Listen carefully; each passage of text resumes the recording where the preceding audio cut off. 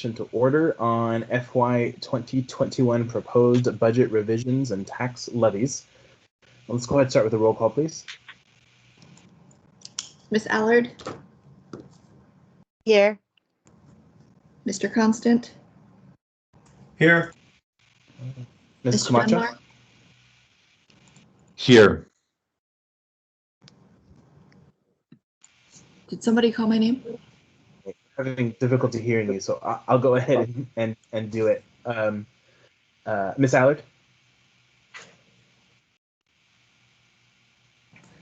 Mr. Here. Everett, working for us, not you. Oh, you know what? I think this is on my end. My apologies. All right. Okay, Ms. Camacho, can you try speaking? Sure, I got through Ms. Allard, Mr. Constant, and Mr. Dunbar. Yeah, my apologies. That was my end. Go ahead. Okay, so we have Allard, Constant, and Dunbar. Ms. Kennedy? Here. Okay.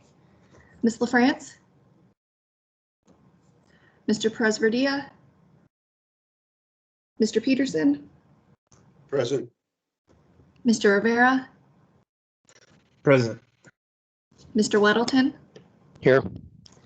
And Ms. Zalatel? Here. Great. Thank you. Okay. As usual, if members want to get in the queue, please put yourself in the chat or text me if you can't access the chat.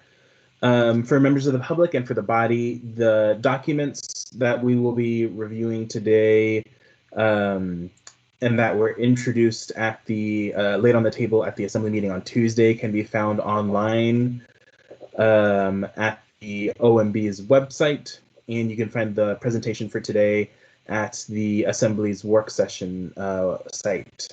With that, I'll turn it over to the administration for the presentation. Well, thank you, Mr. Chairman. Well, good morning, members of the Assembly. My name is Lance Wilbur. I'm the Director of the Office of Management and Budget, and thank you for your time today. I think Desiree has booked us for a couple hours, so the presentation that I would like to share with you will probably take about a half an hour to go through that, so we'll have plenty of time for questions. And in the event that you bring up some questions that myself or some other member of the administration are not able to address, we'll certainly get a response to you promptly. And so with that, what I'd like to do, Mr. Chairman, is I have a presentation that you just mentioned. I'm going to ask Lila to help me out, show my screen. With me today is Miss Marilyn Bonzoff. Marilyn's the Deputy Director, so if I run into a place where I can't get can't help you with a response, hopefully Marilyn can support me that way, so I appreciate that. Great. So just really briefly, want to state for the record, we've been joined by Ms. LaFrance. Thanks. Okay, so as you stated, Mr. Chairman, we have introduced 5 items on the Assembly on Tuesday night that all relate to the first quarter budget revisions. And what I'm going to do is kind of walk us through those documents with a little sort of a high-level overview. There's a lot of detail in the documents, and obviously if you'd like more detail, you can follow up with that as well. So let me kind of share with you what we're going to do. My presentation today is going to look familiar, I think, to the format that I've used in the past, which I think was pretty successful and gave you the level of information that you were looking for. I'm going to start off a little bit about 2020. I talked about this yesterday in the Assembly's Budget and Finance Committee, and so I'll repeat some of the things that I mentioned there for those who didn't have the benefit of that conversation yesterday with the Assembly. I'll have a couple slides. I just want to remind the Assembly and members of the public that might be joining us, where we ended up in a 21 approved budget. As many of you are aware, we approve a budget in November of every year. And then this time of the year, as the previous year closes, we get updated information on our revenues, we get closing of expenses, and that then leads us to our first quarter budget revision. So I'm going to talk a little bit about an overview, some of the overview key pieces of that, some of the historical adjustments that we've made that have been made on the first quarter budget revision since 2015. On the revenue adjustments, I have actually 3 slides I'm going to share. I'm going to start at a very high level and then get down to a little bit more detail. And then I have a slide or 2 about the direct costs. And this is a kind of a different breakdown of the assembly document that shows where the administration is proposing to add to particular departments for direct costs.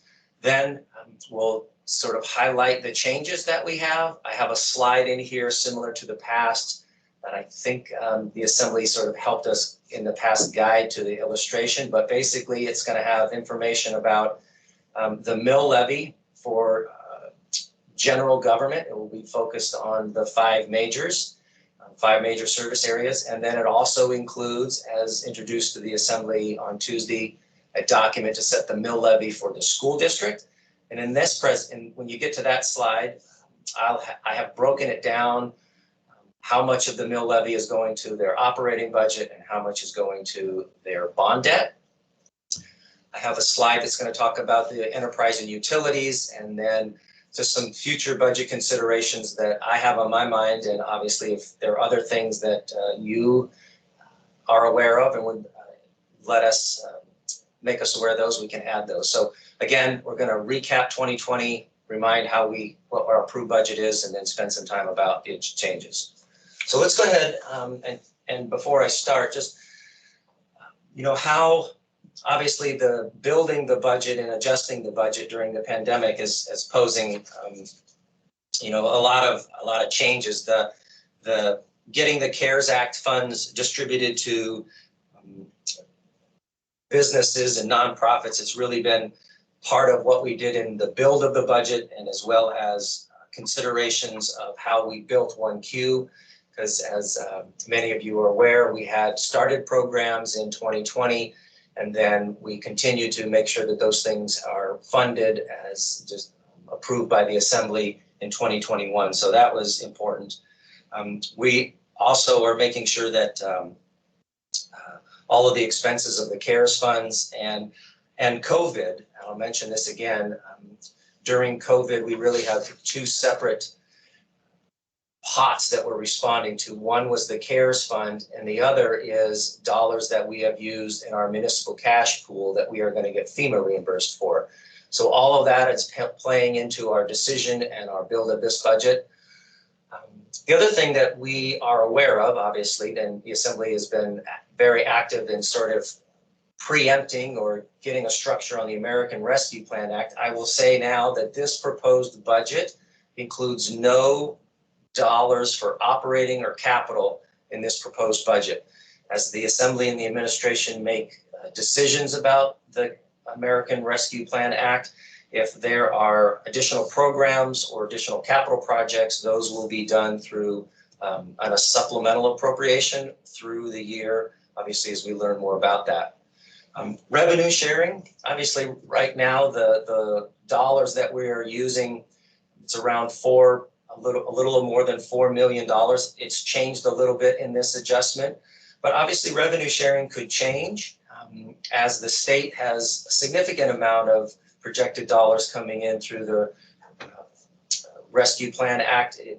How the state allocates those funds may or may not influence revenue sharing, so definitely aware of how that might help. Grants and supporting programs, we have some regular programmatic ones that come in. Those really haven't changed, but obviously as new grants or new programs come available, we can make those available, and any changes that have happened, we've included them in here.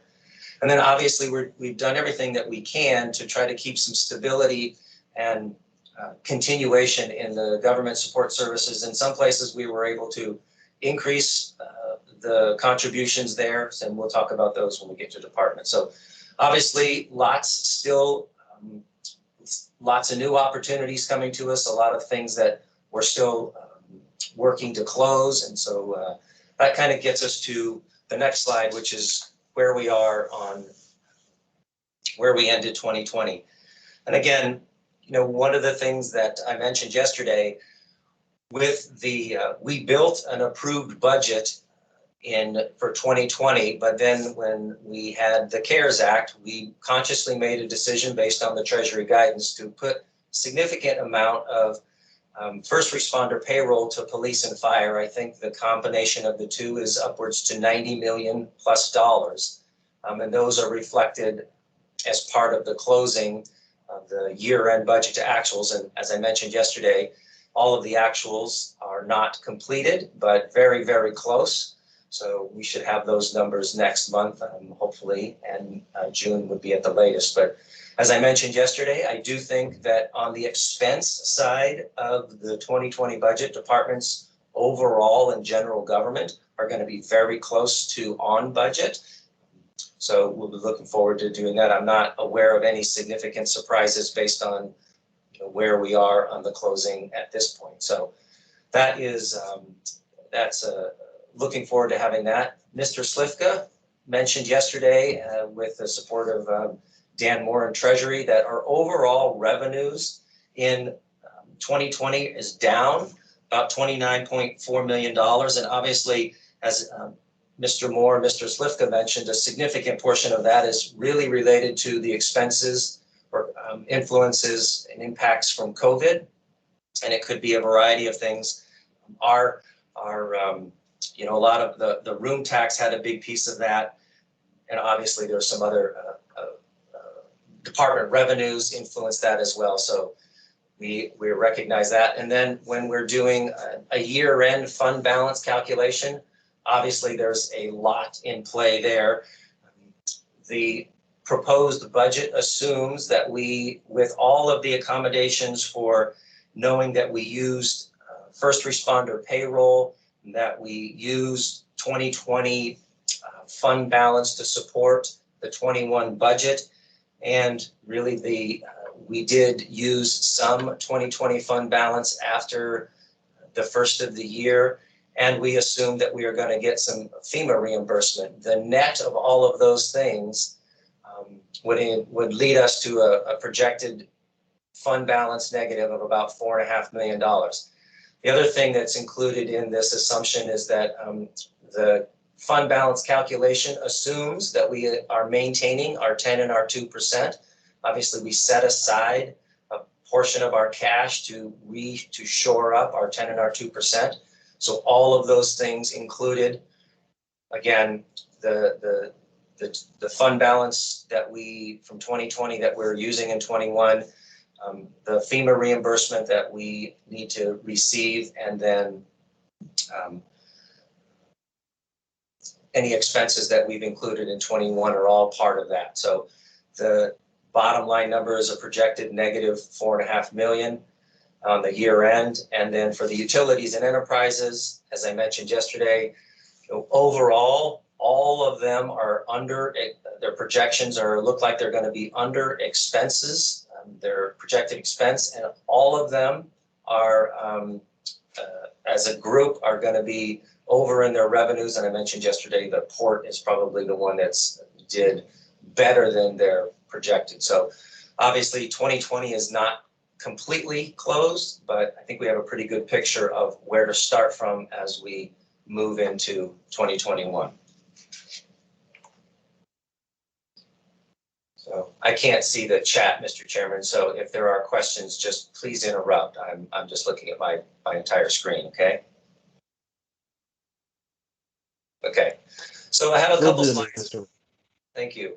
I have a couple slides just to remind the assembly and members others who may be listening in. When we built the 21 approved budget, we really were focusing on three primary areas. Public safety, I think I would add, public health on that one as well. But again, we're going to continue to our academies in police and fire. We also, in the 21 budget, we built some additional staff and support for the fire department, police department that was specific to the alcohol tax. So those are accommodated. And the housing and homelessness, again, things that we're doing for support the mobile intervention team, anything for shelter contributions. And then as a reminder, the camp cleanup, I will note that I believe Parks and Rec is already working on that. They're starting at a camp out in Mountain View. over by the snow dump site. So Mr. Durand and the camp cleanup crew are starting right now. And I believe he's provided Mr. Schutte with a list of sort of where they're going to be going next, and be sharing that with you in case your councils are interested. So that program is fully underway. And then under operations, again, the CAMA system, we supported them in 21. We're going to make some slight adjustments to the benefit in this first quarter. We obviously included changes to leases and contracts that were required when we built 21. And we shored up a little bit of the M&O fleet parts in 21 approved. I think we may be looking at that depending on how the rest of the year looks. We didn't include any at this time additionally, but something we will be looking at. So kind of where the numbers landed when we looked at all of the salaries and the labor changes. So this is contractual increases, medical benefit increases, medical costs. We added the 21 budget increased for about $9 million related to labor. Their non-labor went down a little bit. Debt service was a benefit to us. So the net of the 21 approved and all of those commitments is almost $8 million. So again, this is all part of the approved, and I believe it does include the amendments the Assembly made on approved. So again, that's where we are. So let's jump into 2021 approved, or 21 one-quarter budget review. So these next few slides are going to be related primarily to Assembly Resolution 2021-94. These are the general government changes. And so I put municipal assistance on here, not necessarily because the number is changed, but sometimes we do get a lot of interest in, what happened to municipal assistance. So for the first quarter revision, when we got the final number from the state, it's down a little more than $200,000. So we made that. As I mentioned earlier, Mr. Slifka and his team, when they built the fund balance, they calculated to preserve our fund balance of our 10 and our 2, and that maintains our solid bond rating. So we included that as well. The revenues, when you see we have a proposed addition of revenues about 12.6 million. I want to point out in this slide, if you're making separate notes, this does not include adjustments to property taxes. This is just revenues that are not property tax related. And then we'll talk specifically how those things break down in the direct costs of increase. Some of these are one time, some of these are ongoing. And then the tax rate. And this tax rate is it's a net negative. And this includes the 5 majors and the service areas. So, and I will do my best to remind the Assembly and make sure that it's on the record of these numbers that are, which are in the 5 majors, which is where you set the mill rate. And then there are service areas outside that have been increased. And so you don't set the mill rate for those, but collectively, all inclusive, including the addition of Prop 4, all of the property taxes, including the service areas and 5 majors, is down about $700,000. A snapshot of how we did in how the years have gone since we've been adding or making adjustments to first quarter budget revisions. Again, these are the changes from an approved document to a first quarter revision. You can see in most years we've made some slight adjustments. The year in 2018, the reason that number is down is that, I guess the shortest way to say it is when we implemented SAP, one of the things that we needed to do to make sure that we were tracking appropriately is we took the way in which we accounted for positions that were charging to bonds, and we took them out of the operating budget and we charged them directly to bonds. That's the significant portion of how come that number went down. And then obviously, as presented in the proposed budget, we have a proposed increase of almost $6.4 million. And the adjustments that have been, that are illustrated, we're going to talk about the revenue adjustments, the expenditures, and then the service areas. And I'll make a special point here to note that the adjustments to the service areas, when we do those, we literally receive the adjustments that the service areas want to do, and then we just incorporated them as they request. And so for all of the service areas, it went up about 1.9 million, I think, but we'll get to that. So let's go ahead and let's look at the revenues as a whole.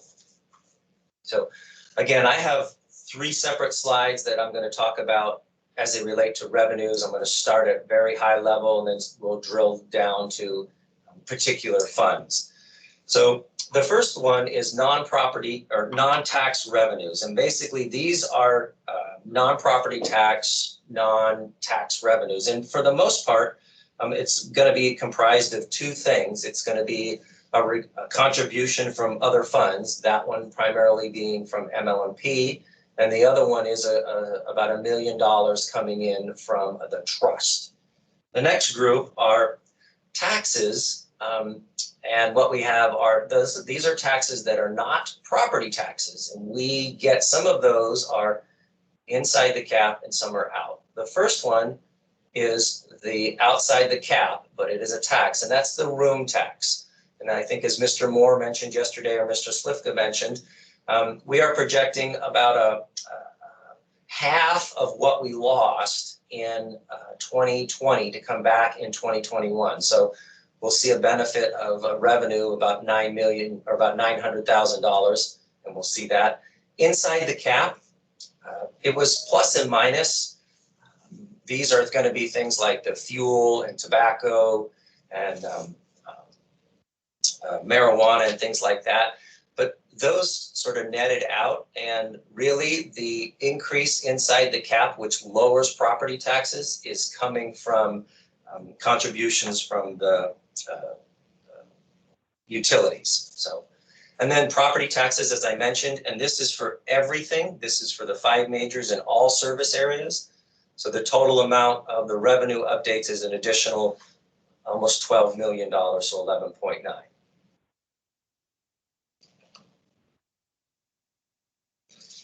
Going a little bit deeper into the revenue changes, I'm going to highlight these. So the first one is contributions from other funds. This is a $9 million contribution, and this would be from ML&P unrestricted cash.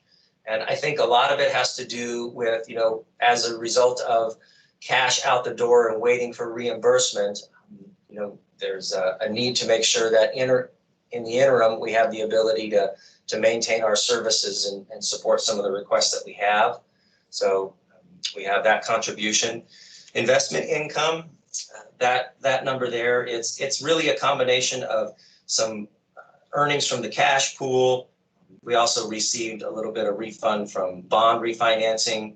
And then we also are going to expect some earnings from our tax anticipation notes. But while those dollars are coming in the door, you'll see that those dollars are also going out primarily to support those services. And in the non-property taxes, the net of about $1.2 million.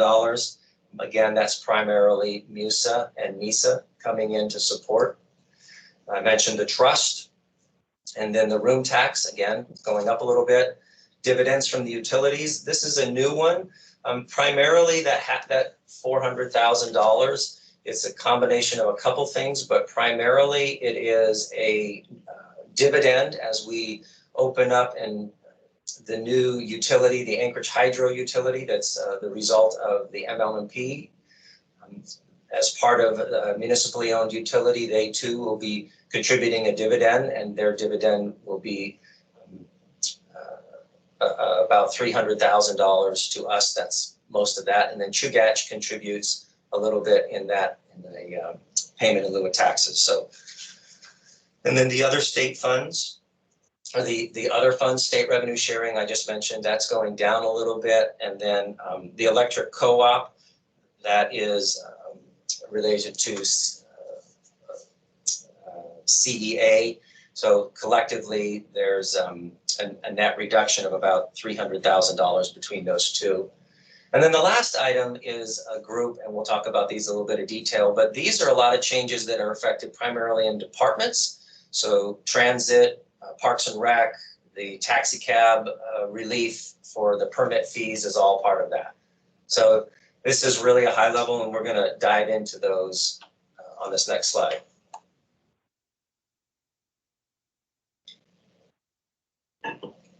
Okay, so I'm going to break up the revenue adjustments. And again, this information is available on your AIM or your AM. But the first one is the contributions from other funds, about $9 million there. And then there's contributions from the trust, and then contributions from the utilities, and that's the $300,000 plus a little bit from Anchorage Hydro. And that nets a revenue adjustment for those about $10 million, a little more than $10 million. And then we take a look at the department revenues as Dan and Treasury provide us projections on changes to the room tax and all of the other sources. We also step back and take a look at how are the departments projecting on their revenues coming in to 2021. So the first one has to do with transit and public transportation, just as a result of limited the ability, capacity. And part of that, I think, as Mr. Bockenstedt had mentioned a couple meetings ago, and I'll restate it here, at a federal level, there's currently a restriction on or a requirement to be wearing masks on public transportation. Obviously, we were doing that before, but as we come out of COVID and we recover and the services related to transit, we still believe that their actual revenues are going to be about $1.4 million down. So we made that adjustment. Parks and Recreation, just as a result of this, the rec centers and the facility closures that they have, or the soft opening or the limitations they might be facing, we reached out to them and they think that their revenues are in that area are going to be down about a little more than $500,000.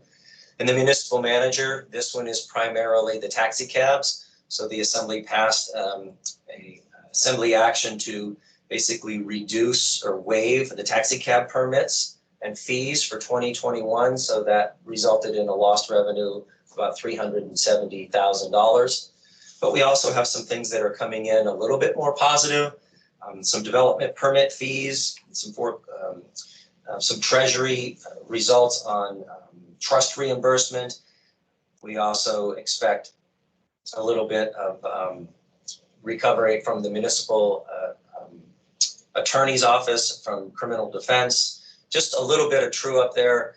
And then the police department, we made an adjustment as it relates to them. The maintenance and operations, that's comprised of two things. One of them is as it relates to the Chugach Electric is going to be using some of our AWARN systems, our area-wide radio network, and some of their towers. They pay us a small fee for that, about $150,000.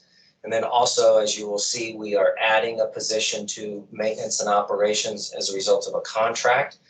And that position is a shop steward, and half of the position is being paid for by the union. So it's revenue coming in from the IBEW to support the shop steward position that was required as a result of the contract. So that is an identified addition there. And then some other revenues and some changes going on there.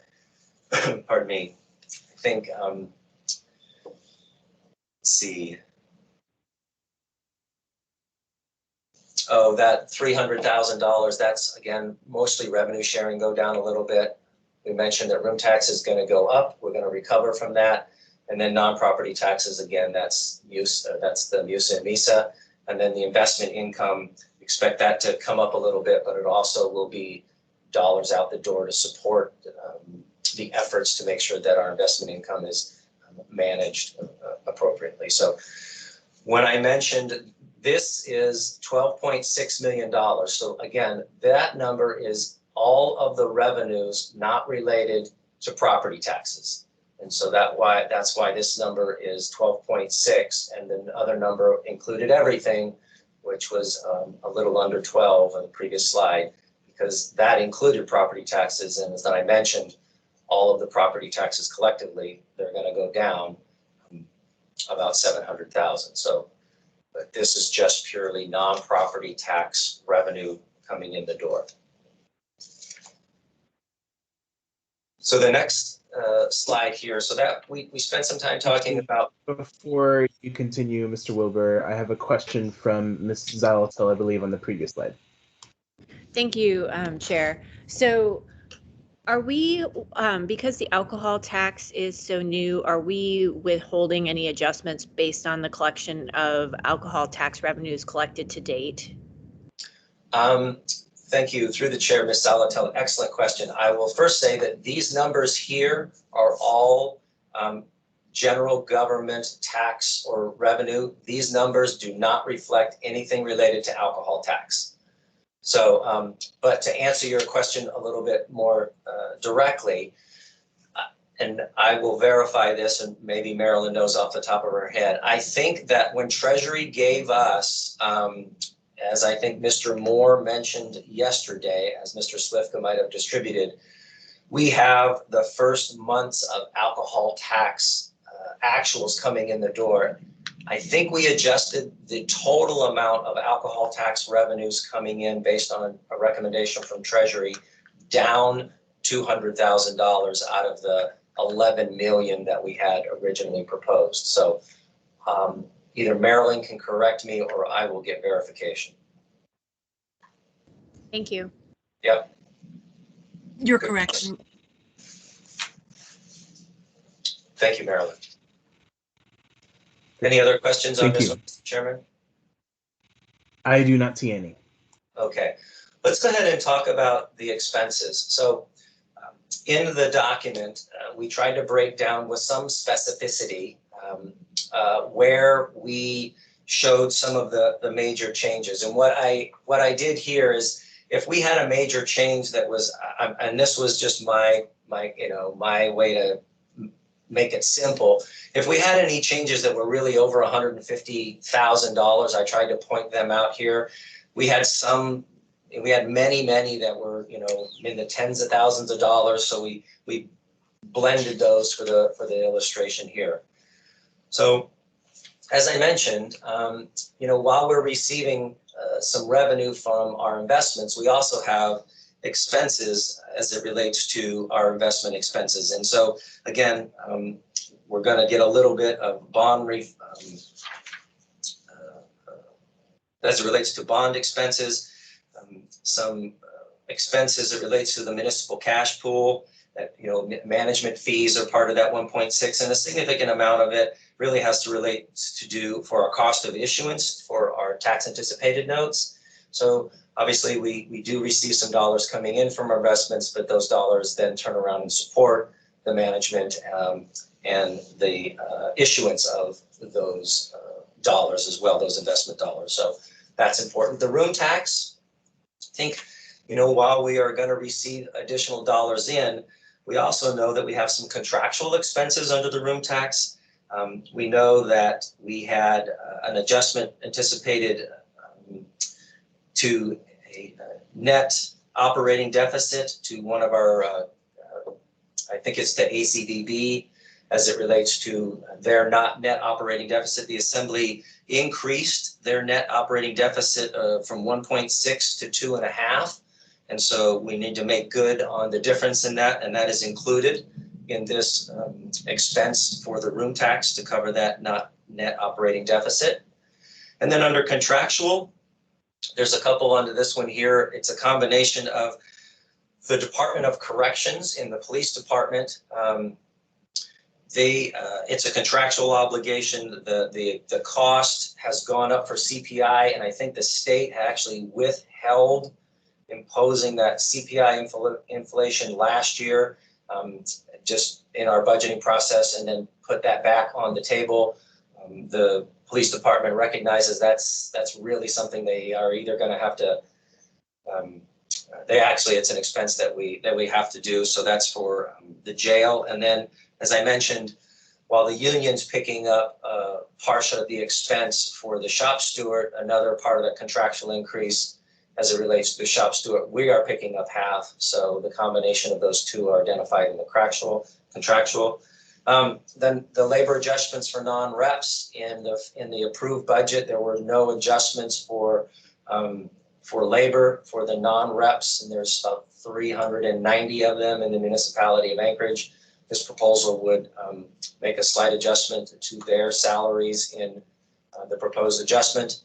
We've included the voter-approved bonds for O&M for 2021, and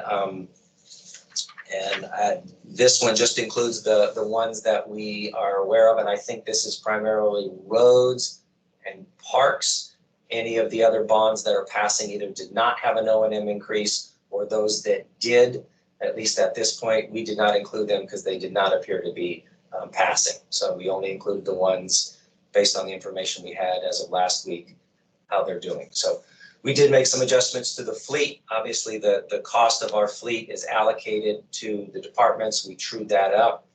And then we had requests for probably 5 departments that have staff members that have decided to retire. And for every department, we do include a certain amount of budget for anticipated leave cash outs. But we had several departments where their individual leave cash outs for one person were $30,000 to $40,000. And so collectively, we've included those here, all in one place.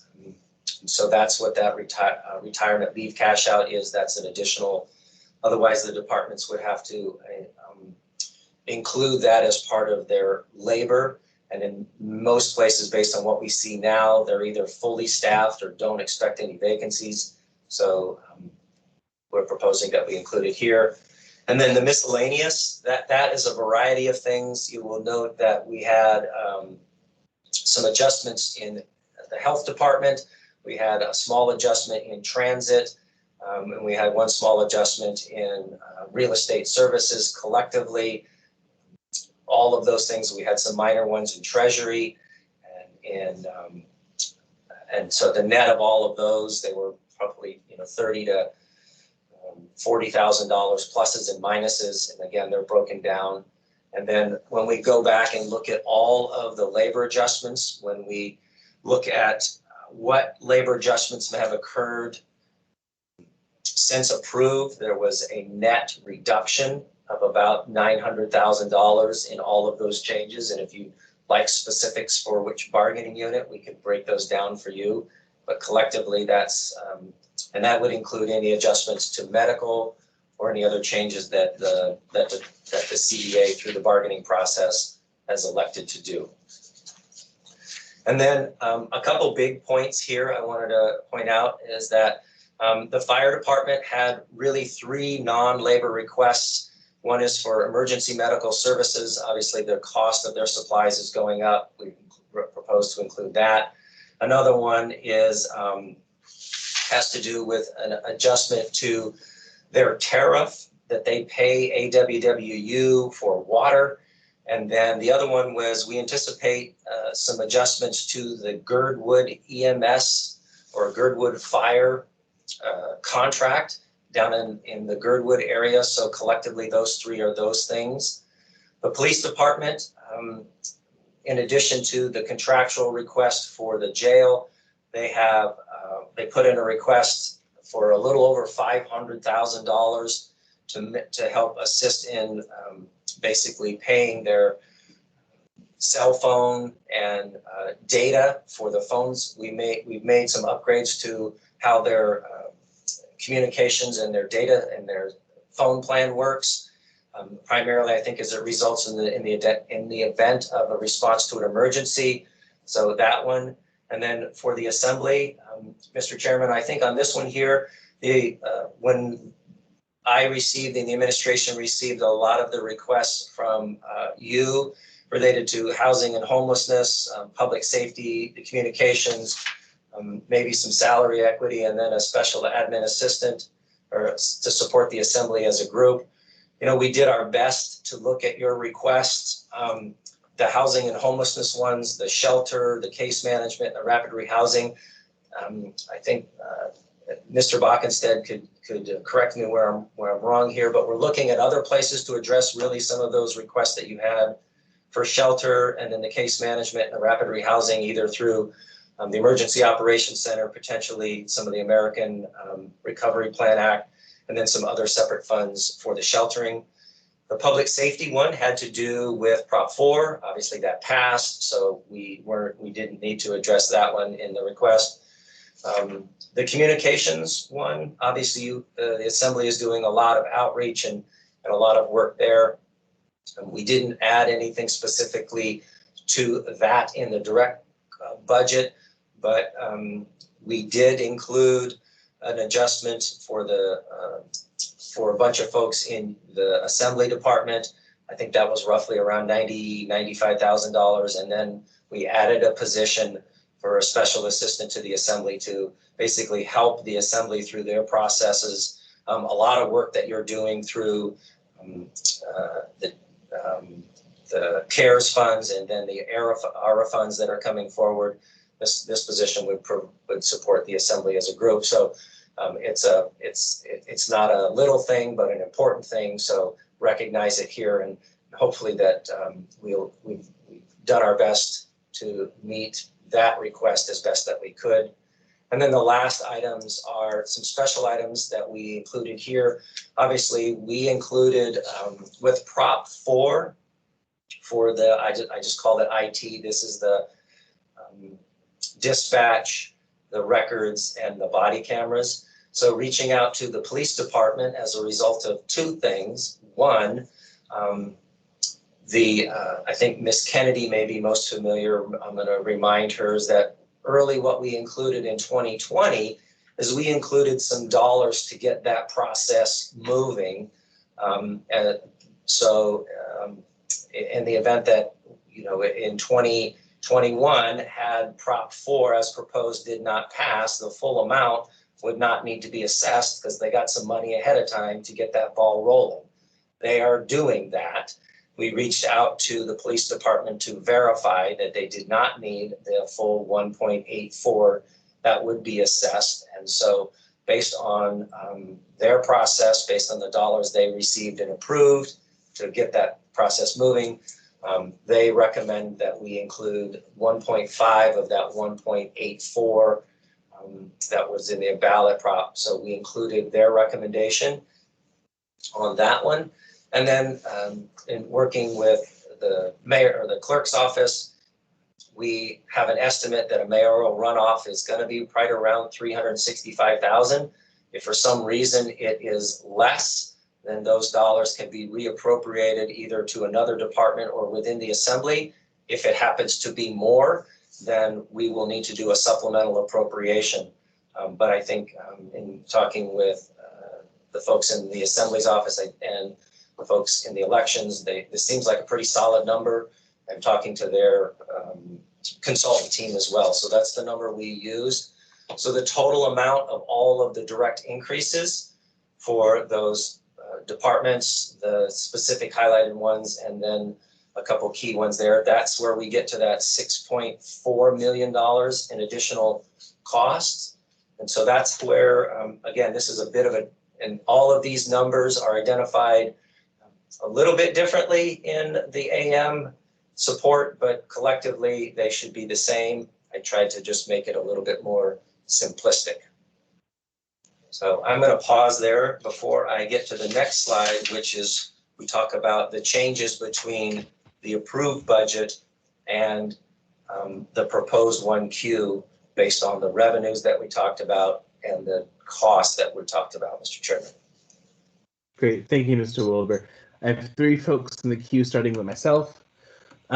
So yeah, I just really want to appreciate and thank the administration for their acknowledgement and support of the government's requests. And I want to just make a suggestion and request that in future presentations that we really ensure that the assembly is not denoted as a department, which it is not, and ensure that the assembly is denoted as the legislative branch, one of the two branches of government. Thank you. Thank you, Mr. Chairman. I will work with Desiree to illustrate it, but thank you very much. Thank you. Mr. Constant. Thank you, Lance. So the difference between the alcohol, the special levy that was just passed, the 1.5 versus the 1.84. Mm-hmm. I had some thoughts about the potential of using the difference there for another item that would be important to I think members of the assembly. And so if the body decided to take that 340,000 and move it somewhere else, is it feasible for that levy to meet the 1.84 requirement? So two parts, if I understand. Mr. Constant, are you talking specifically for the Prop 4? Yeah, well, Yeah. Two things. Yeah. The money for Prop 4 to pay for the implementation of the body cams, you suggested that APD said, well, we have this other money, so we can use that, and we're only going to use the 1.5. And so if, in fact, the cost for that system is 1.84 or the need, then would that difference be usable on another item? In particular, we had a presentation to us by Victims for Justice who said they're being cut on an emergency basis from the federal government. And I thought that the 400,000 or a portion of that, the 3.4, might be an eligible use, but it doesn't look like that's set here. And the question is, can that 1.5 be 1.84 and then those dollars be used to support another cause? I will attempt to address that one. So two reasons, two things. The first being, we need to make sure that whatever we're going to spend those Prop 4 dollars on are eligible under how that proposition was written and the intent of its purpose. I would have to review to see if actually it was purposely directed to the police department. I believe that it was. Different question. Lance, that's a different question. Okay. My question is, you stated that we are appropriating in the amendment here 1.5 million from the revenues associated with the Prop 4. And the APD said because they have this other money, they don't need the 1.84. And so I'm talking about the other money, not the levy money. I'm asking, can the levy money pay the 1.84 total and then use the difference for the Victims for Justice, because that was just out of general funds? Let me or a find portion out. of that, not all of it, a portion of it, because it wouldn't all be for them. Let me find out. I understand the question. I don't know the answer. Thank you. Yep. Thank you. Ms. Zolotel? Thank you. This probably will require some follow-up, but on that 1.5 for the tax levy, I'd just like to know from APD what, if any, other funding sources they sought or tried to get to defray that cost before we actually approve the taxing up to the 1.5, recognizing the set aside that Mr. Constance already mentioned, but if there were any other efforts made to lower that amount. Thank you. Thank you, Ms. Zolotel. Yes, I will reach out to the chief and see what kind of grant opportunities they've already sought or are seeking. Great, thank you. All right, I don't see any other questions. Okay, so I'm going to move on to sort of some highlights on the budget changes itself, and what this graph or this graphic shows is the difference between the budget in the approved budget that we approved in November and the proposed first quarter budget revisions. So you can see from the previous slide, the number we were increasing was about 6.38. So again, we're going up by $6.4 million. The position count, and again, this position count does not include any positions related to the alcohol tax. So this is just positions supported by general government. It does not include the positions that would be in the utilities or enterprise. So you'll notice that the public safety went down one, and the reason for that is that, you know, working with, and I can't remember if it was police or fire, but they made some choices based on the situation that they took the revenue or took the funding from one position and either reallocated it to other positions, or they that's probably what they did, or they took it from my suspicion is that's what they likely did. And so that's why the public safety is down one, and it's a decision internal to the department while they're continuing the commitments that they made to the administration.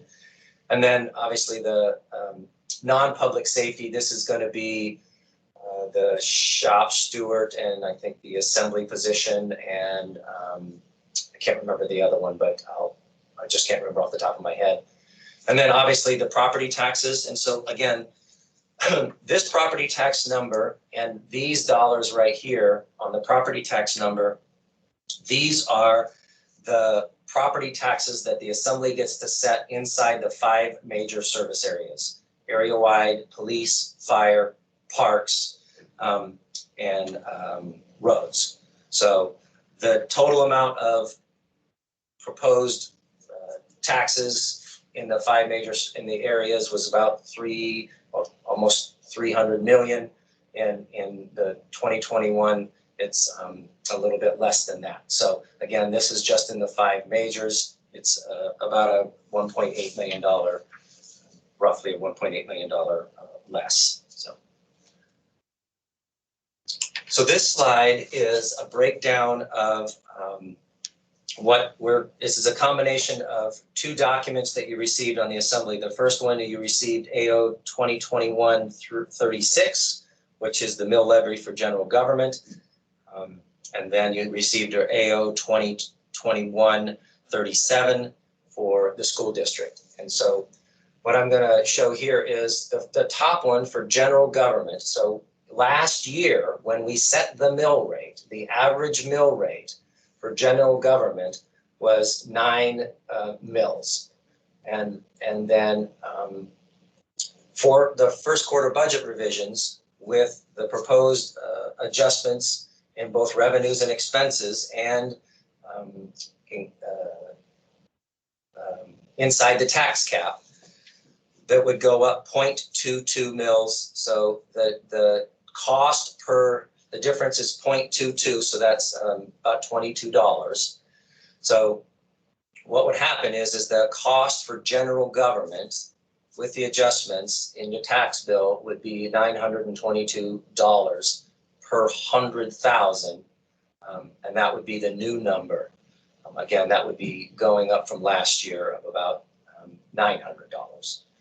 For the school district, based on the way, on 2 things. Last year we illustrated that this way, and the way the assembly approved the school district's budget, having broken them out. You just look at the school district's operating budget. Last year when we set it, it was at 7.27. This year, just their operating budget would go to 7.38 mils. The difference would be an increase of 0.11. And so their new the tax bill per 100,000 for just the school district would be at $738. And then similarly, last year there was a cost due to a partial reimbursement of school bond debt from the legislature, but the taxpayers picked up a portion of that last year. In 2021, the school bond debt is going to raise the change, or the amount needed in 2021 is 1.09 mils. And so the change from last year's to this year's just for bond debt is 0.61 for a total of the cost for the bond debt for a cost per 100,000 is $109. And again, you can see the summation for the school district's total amount of taxes for their operating and their bond is a total of $847 per 100,000. And then you can see the change from last year to this year. So if you look at the difference column, if you take the difference between last year's and this year for general government, the school district's ops and the school district's debt, it's an increase of 0.94 mils, which is about $100. So that is hopefully a breakdown of that. I think over on the far right, I'll just note that a lot of things influence the mill rate. It's not just the numbers in the budget, that's just a component of it. You know, whether or not new construction is up or down, it was down a little bit. Debt service was up a little bit. If you looked at the combination of tobacco and marijuana and a variety of other things, it's up a little bit. Motor fuel down, MUSA, we talked about that one's up, and then school bond debt obviously up. And so frankly, this should not be a surprise to the assembly or anyone that's listening. Frankly, we sort of knew this was actually potentially coming last year. We just didn't know the magnitude of it. And as the school districts prepared their budget, the legislature is at least at a point in time where their debt is going to be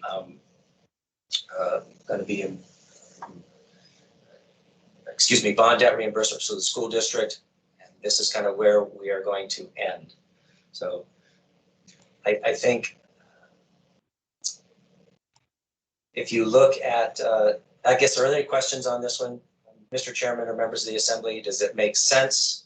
And is there some piece of information that you would like that's not illustrated? Thank you. Mr. Constant? Not really a question, just a note that I did speak with some folks in the legislature and the ball is still moving on the bond debt reimbursement, but it's going to be too late for this year for it to matter, I think. But there's optimism that at least 50% will come. That is good news. Thank you, Mr. Constant. Thank you. All right, I don't see anyone else in the queue. All right. I think we just have a couple more slides. Thank you for indulging. So you have a couple assembly resolutions. The first one is AR 2021-112. That has to do with the utilities and enterprise capital. There's only a couple on there. They're Anchorage Water and Wastewater Utility and one for Merrill Field. And then you have another one that is 2021-113, and that is for the utilities and operating. So just to kind of highlight some of the changes that you will see in those documents.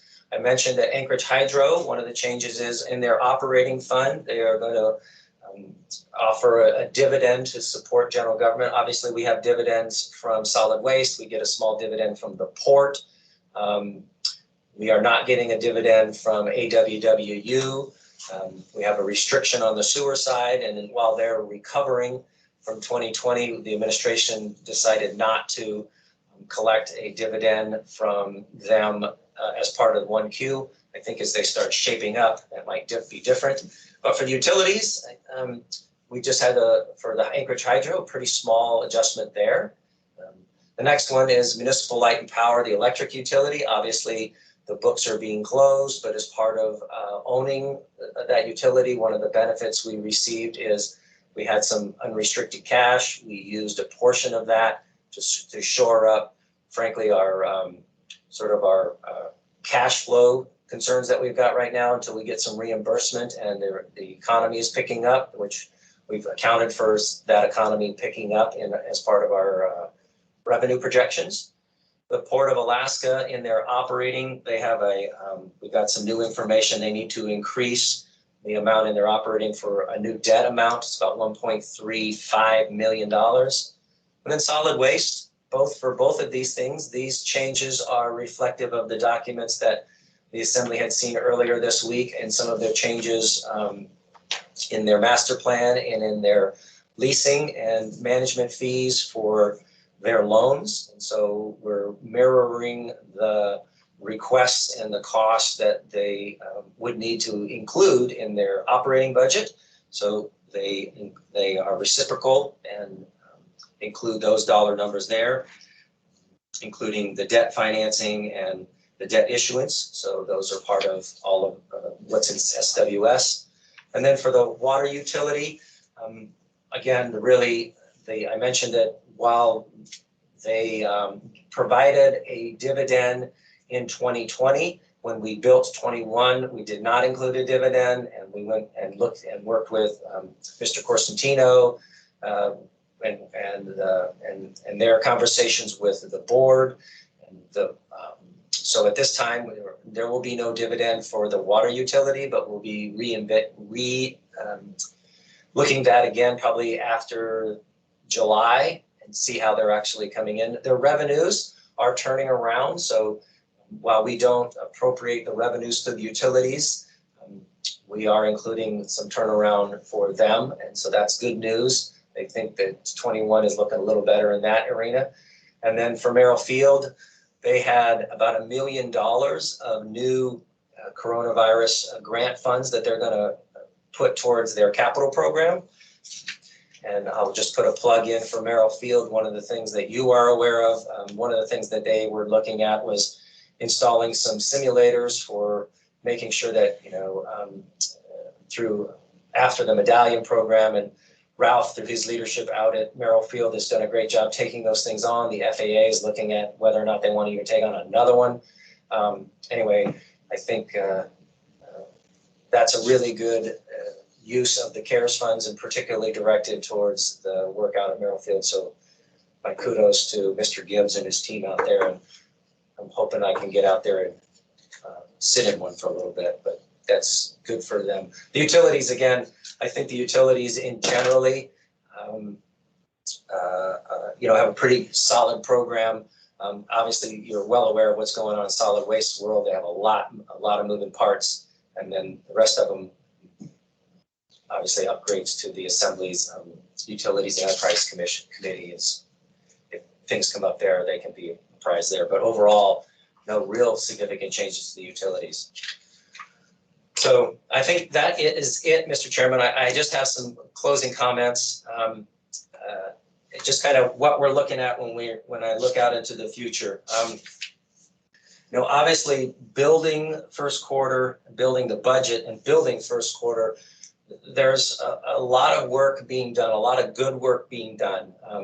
And I think the work that the departments are doing, the work that Alex's team is doing, that Chris is doing, that Jason is doing, really to try to make sure that those dollars get divvied out to those places. Obviously, the support of our nonprofits, all of those things, all of those dollars run through our budget in one way or another. And so kind of working collectively to make sure that it's accurate and on time. Those are things that are going to continue for us, and they are trying to do our best to make sure that we're keeping up for that.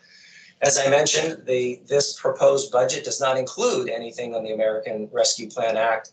However, depending on what the uses might be, whether they be for operating, whether it be for capital, and whether any of it actually comes to support general government in any way, we will then make some of those considerations.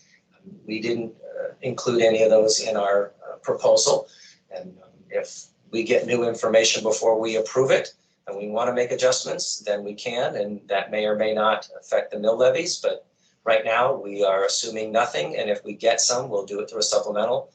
I can't more reinforce, I think, the importance of FEMA reimbursement. We have a lot of cash out the door necessarily and appropriately in our response to COVID. Again, this is separate money from the CARES that we are using for COVID. Every time we ask the Assembly to see, to use our fund balance dollars in response to COVID, we make it aware that, at the end of the day, as we go through our process and working with FEMA on COVID and earthquake, if in the event we've exhausted all of our options and all of our possibilities for reimbursement for eligibility and state grant, at that time, we would have the ability to recover through adjustments in the tax cap for that. We are not doing that right now. We're not proposing that right now. And until we have exhausted our reimbursements for options for COVID, but the important part here is those are future budget considerations that it's critical to how this ends and frankly how we start 2022. And then again, obviously the scale and the locations of the economic recovery, both here in our municipality, our surrounding local jurisdictions, out of Matsu, and then obviously at a state level, they have a huge amount of cash coming in the door, how it comes in, when it comes in, and their ability to distribute it, whether it's for capital improvements or supporting programs that they were not able to support in the past, that support state programs that benefit the residents of the municipality. That's definitely going to influence how things could look forward into the future. So I think a lot of positive, frankly, looking forward than this time last year. A lot, I think, less unknown and a lot more opportunity. Last year, this time, it was very difficult. The crystal ball was very, very fuzzy. And I think the work that the departments did, the work that Treasury did, the work that the administration has done to put those CARES dollars to work and out on the street, we really came out in pretty good shape overall at the end of 2020, I think. So my hat's off to all of those individuals that helped make that budgeting process as simple as possible and as timely as possible. So I'll just leave you with that. The next point is that if you have any questions, let me know. This is the schedule. We introduced it on Tuesday, this work session. You have a scheduled session. I think it got moved to noon on the 23rd. Desiree can correct me if I'm wrong. Obviously, if you have questions on amendments, reach out to us. Desiree, if you have questions, please coordinate with us. If you can get them to us a little bit sooner than that. We need to create an S version. That would be great if we were aware of that. And then you're scheduled to take some action on the 27th.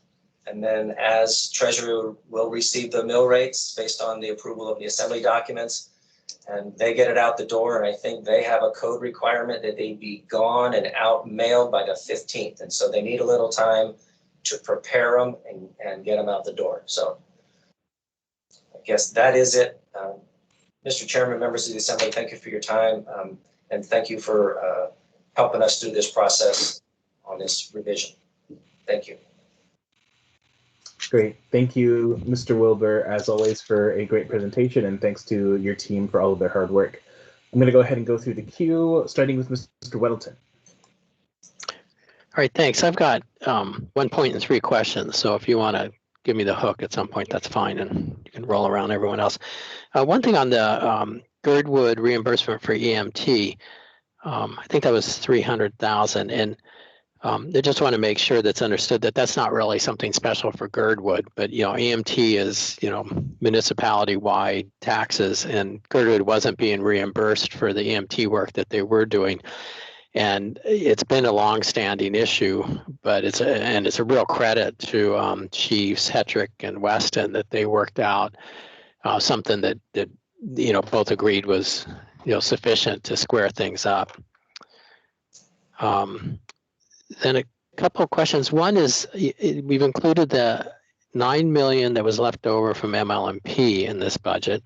Mm-hmm. And I have some background thought that weren't we using some of that for ACDA? I think we have two. I'm gonna ask Mr. Slifka to jump in if he's still on, because there's two separate pots of MLMP dollars coming the door. One is restricted and the other is not. So I'm gonna ask Mr. Slifka if he could help me with that one, if he's still on. Through the chair, Mr. Wilbur's statement is correct. Okay, so is that 9 million that you showed in your chart, that's all going to general government, and there's a separate part that would be there to shore up ACDA? To the chair. So as Mr. Wilbur said, we set aside $10 million from the transaction in a restricted fund to take care of the reconciliation process, which we are in the midst of. And at this point, it looks like that 10 million will be available for either paying down debt or deposit into the MOA trust. And so the item that's on your agenda for hearing on the 27th is a request that the Assembly approve issuance of some debt, which we plan to pay off with those proceeds once the reconciliation is complete. That is completely separate from funds that unrestricted cash, as Mr. Wilbur said, that was left in ML&P when everything was said and done, and that unrestricted cash is where the 9 million contribution is coming from. And I understand that Ms. Henderson may be able to speak to this as well. Do you have anything to add, Ms. Henderson?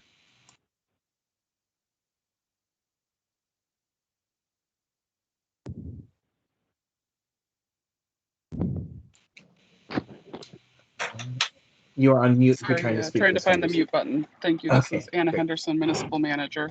I did want to add that but everything Lance and Alex said is correct, and there is some additional unrestricted cash that's being kept within the ML&P fund to address residual expenses that continue to trickle in. So that's part of the reconciliation process that we're working on now as well. I just wanted to make you aware of that. Thank you. Great, thank you. Back to you, Mr. Weddleton. Okay, thanks. In the presentation, you showed that investment income had gone up 2.2 million, and on this AR 2021-94, page 2, line 40 and 41, it doesn't seem to read that way, and I assume I'm missing something. Through the chair, Mr. Weddleton, where are you referencing the numbers that I didn't hear the document. Oh, sure. It's AR 2021-94, which I think is, it's the detail. And then looking at page 2, lines 40 through 42, it just says investment income, ML&P, and then TANs.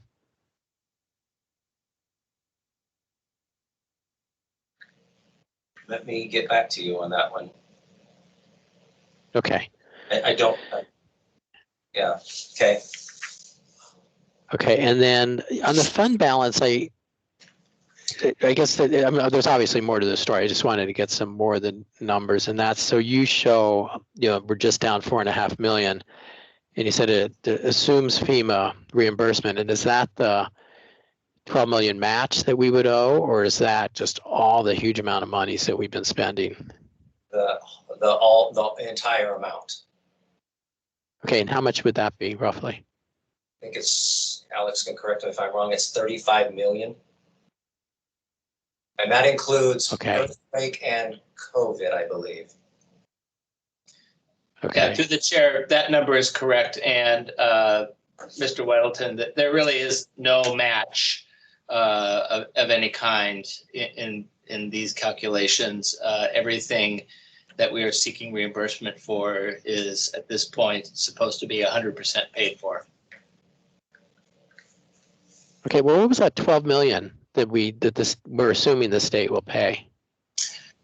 So that goes way back to 2020 when we were uncertain as to the nature of state reimbursement relative to COVID, and certainty was we learned for certainty that the state was going to pay 100% of any FEMA claims. That's been known for some time, and there were, I can't refer to the exact resolution, but the Assembly repurposed that money in 2020 toward other projects. Right, okay, we're good. That's my list, thank you. All right, thank you. Ms. Kennedy? Thank you, Mr. Chair. This is a bit of a hypothetical because this is kind of, I think, new territory just in terms of dealing with the loss of state bond debt reimbursement by the state. So typically, the Anchorage School District includes their bond debt reimbursement in their calculations for their budget, and then it comes to the Muni for taxing. And so since they didn't have that this year, and the Muni has to incorporate that loss in the mill rate that's being set, then if ASD were to get the funds late, who would those reimbursement funds actually go to? Would they belong to the Muni, or would they be given over to ASD? And how would we potentially reconcile that if we were to get those funds later than actually when we set the mill rate? Thanks. So I will start. I think what would happen is that, and I can confer with the school district, and that is, if we do get reimbursement, when we set the mill rate next year, we would take that reimbursement into account to adjust that. And I would need to confer with Mr. Anderson or Mr. Ratliff over at the school district. And Okay, through the thank you. chair, I'll just expand on that to remind Ms. Kennedy that what we're taxing for today is the money that was vetoed last year. So this year is all done. If the legislature this year decides that they're going to provide school bond debt reimbursement, as Mr. Wilbur said, that would be reflected in the tax levying set for next year. But we're over and done unless the state legislature this year somehow decides to provide us funds for last year, which I'm not aware that that is even close to being suggested. Oh, thank you. And yes, and I understand, but it really still is the same question in terms of where that reimbursement goes. Should the school district get any reimbursement at this point? So thank you. Thank you both. Thank you, Mr. Chair. Thank you. Mr. Constant. Thank you. Just a couple of questions since Mr. Weddleton brought it up and there was discussion about the item that was introduced and for hearing on the 27th. Does that have both sets of funding in it that ACDA is requesting, or just the one? I thought I just saw one. To the chair, this is Alex Slifka. The request that is before you now is just for 1.8 million. That is the investment in the Debenham apartment project on 8th and K. Great. And so I think that what Mr. Weddleton was referring to wasn't so much that pool of funding as the other one, the more substantive one. And I just want to put it out there that it's my preference that those funds do come from another source than American Rescue Plan dollars, that if we can utilize the MLNP reserve fund, and we need to explore that and see the item introduced, that's preferable to rescue plan dollars, in my opinion.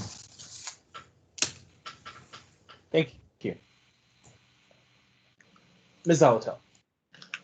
Thank you. Still on the topic of ACDA, this is to renew the request to get the memorandums about what was qualifying debt for MLNP proceeds. So I just wanted to elevate that request. And second, on FEMA reimbursement, as we work through this, we know that I appreciate that the state, we believe the state will pick up some FEMA reimbursement. But I know that particularly with regard to shelter, we're looking at a 25% reimbursement obligation after September 30th. Are we building that in just in case in any way in this budget revision, or are we just literally banking on the state to come through with the 25%?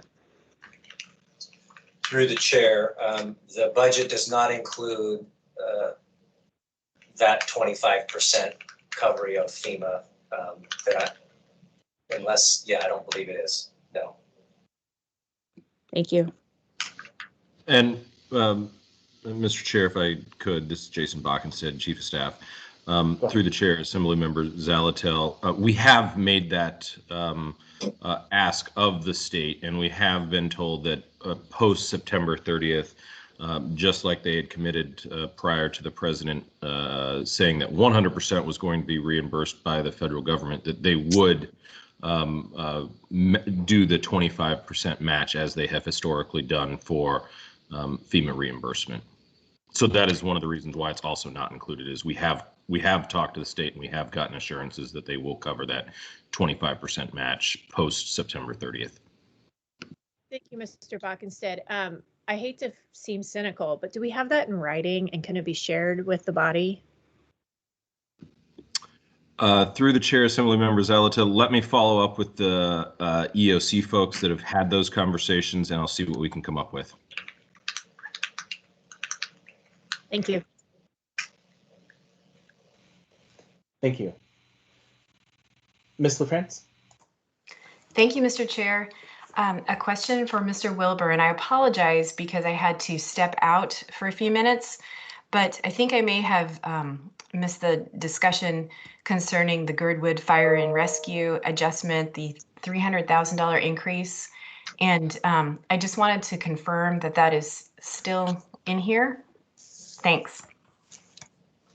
Through the chair, I'm going to find, I don't know if the entire 300,000, so through the chair, Miss Assemblymember LaFrance, let me find it. It is,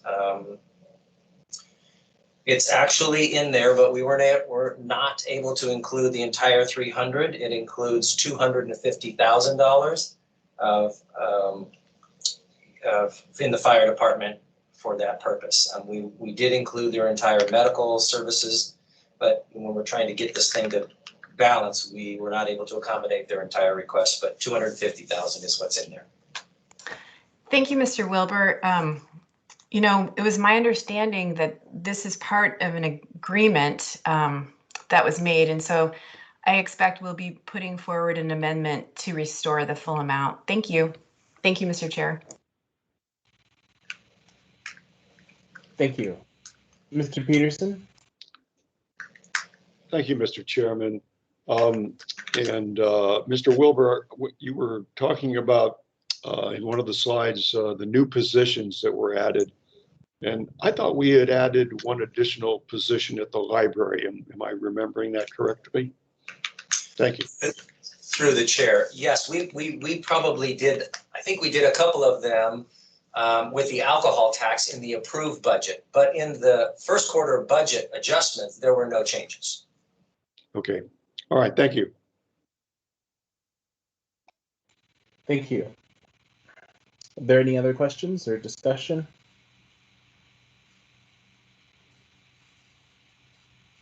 Ms. Zalatel? Yes, thank you. One more question. I'm trying to get a better understanding of the federal funding that's available for mobile crisis teams. It's my understanding that that intersects with Medicaid, and for us to get Medicaid reimbursement for the mobile crisis team, it needs to be 24/7. So if I could get some clarification on that, because if we need to be running at 24/7 in order to be able to access even a further pot of federal funding, that will be a priority for me in this first quarter budget revision. I do have the number to turn on the MCT at 24/7 for fourth quarter, and I believe, or for the fourth quarter, and I believe it's just over $400,000. So I just want to make sure we're not missing an opportunity. Thank you. Thank you, Ms. Zalatel. Thank you. Mr. Constant?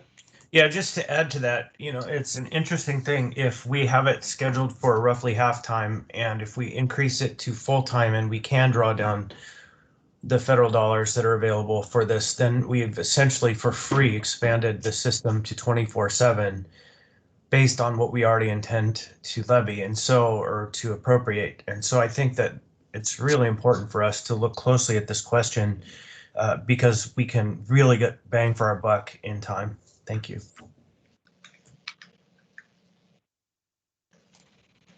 Thank you. All right. Not seeing any other discussion. Again, thanks so much, Mr. Wilbur and the team. And to Assembly members, please make sure to get your amendments in for the work session. And I believe even sooner than that is preferable. With that, I will go ahead and close this work session, and I will see everyone again at 12:10.